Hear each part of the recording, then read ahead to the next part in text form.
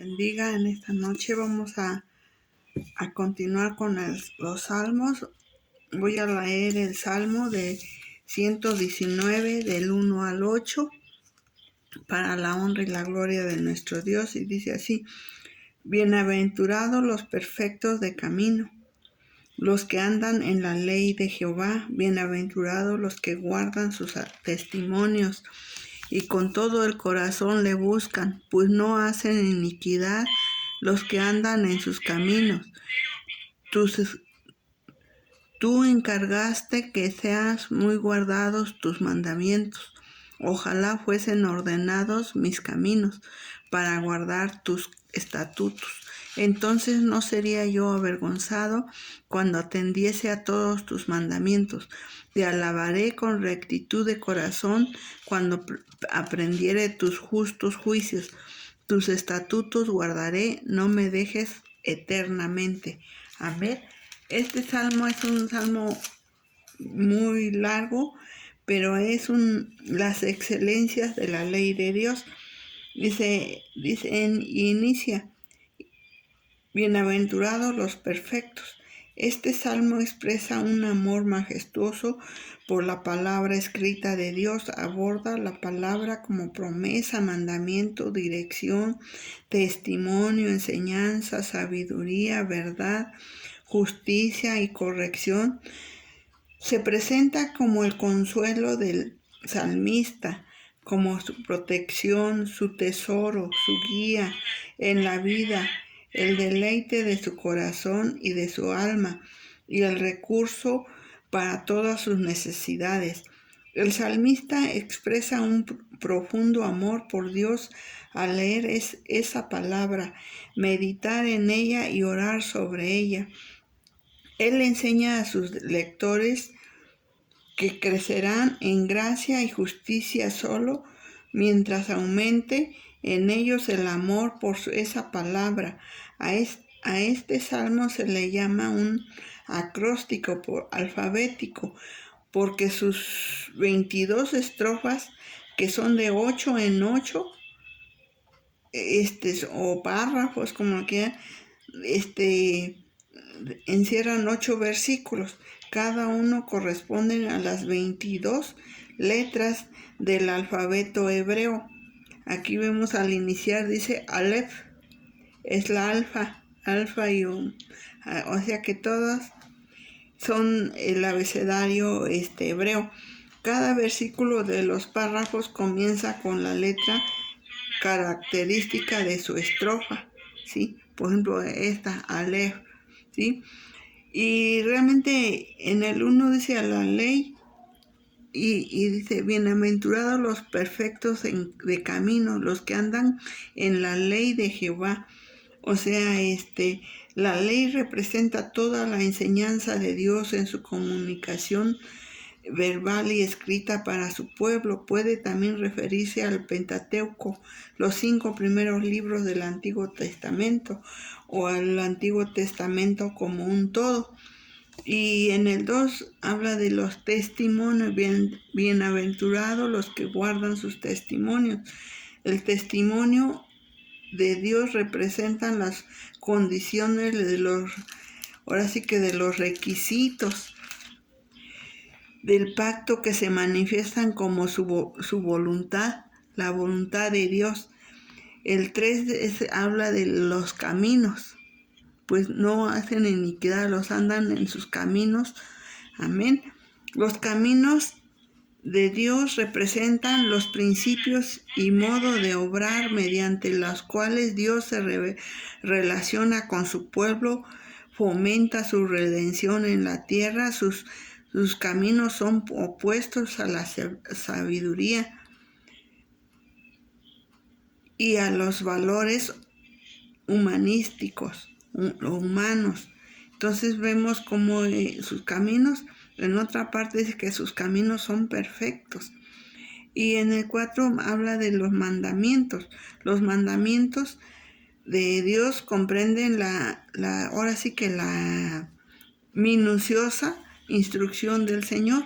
Recuerde que desde Moisés le dio los 10 mandamientos.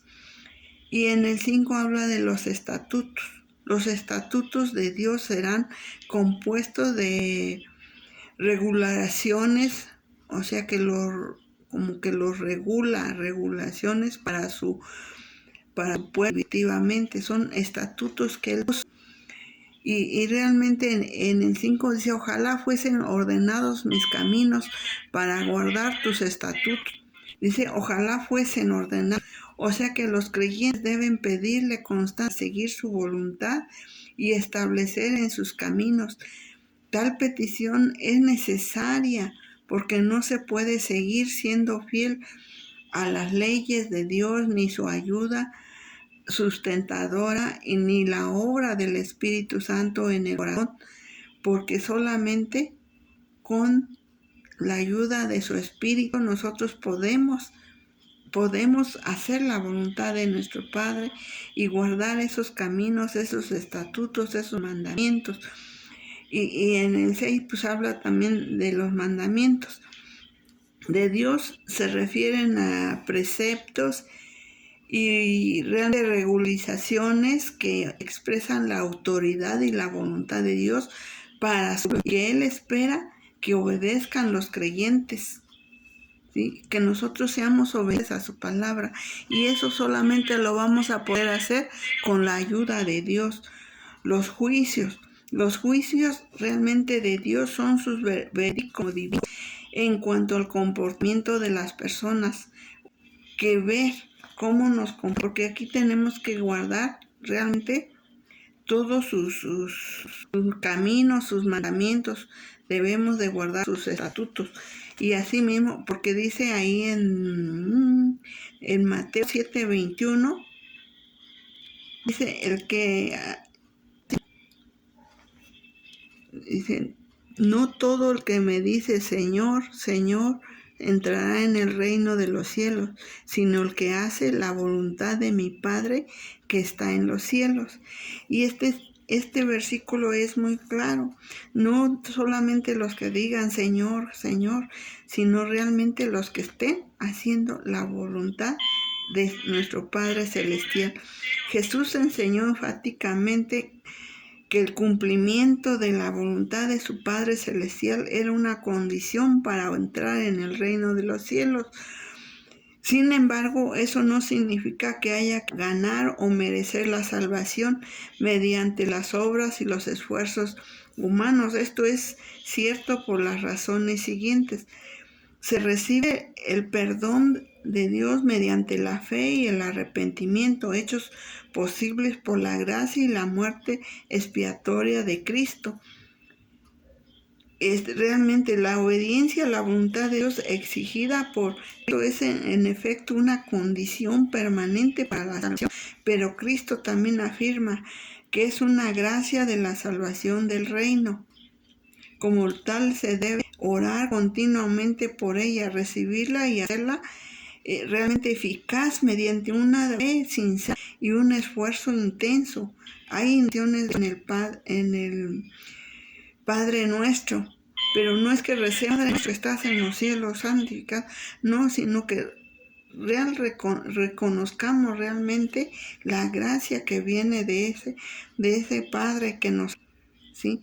Y es la que nos va a ayudar a hacer su voluntad de Dios y llevar una vida recta en virtud en ese don, es decir, en la gracia y el poder de Dios y de la vida espiritual que continuamente se le da por medio de Cristo. Las Escrituras declaran que por gracia sois salvos por medio de la fe, y esto no de vosotros, pues es don de Dios, dice, y no por obras para que nadie se gloríe, sino Dios siempre pone a disposición del creyente la obediencia que es de sus hijos. Se atribuye a la gracia de Dios. Dios es el que en vosotros produce así el querer como el hacer, un libre albedrío que nosotros podemos aceptar o rechazar, seguir la voluntad de Dios, obedecerla o desobedecerlo por su buena, ahora sí que por su voluntad,